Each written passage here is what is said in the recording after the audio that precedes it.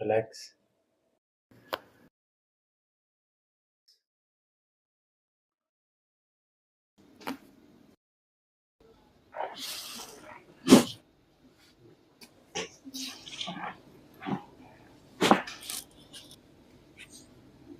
हाँ जी सर, आपकी जो प्रॉब्लम थी उसके बारे में बताएं।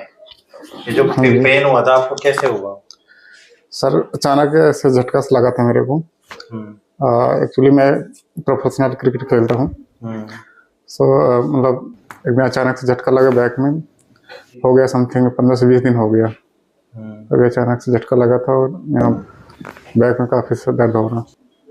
तो इसके लिए क्या क्या कराया आपने? मैंने फिलहाल तो आप ही के पास आया था। अभी 3-4 सेशन लिया है। इससे पहले काफ़ी रिलीफ है। 70 से 80% काफ़ी मतलब आराम हो गया। और डॉक्टर से मेडिसिन ली थी तो उन्होंने क्या बोला था? हालांकि एक जगह और दिखाया था, लेकिन उन्होंने 5-6 महीने के लिए बोला था वेट करने के लिए, लेकिन इतना कर नहीं सकता। फिर मैं वहाँ, मुझे उतना सही नहीं लगा, इसलिए मैं आपके पास आया था और यहाँ कराने के बाद काफ़ी आराम मिला। यहाँ पे आप कहाँ से आए थे? मैं पांडु नगर से। कैसे पता चला था आपको यहाँ के बारे में? इंस्टाग्राम में आपकी वीडियो देखा था मैंने।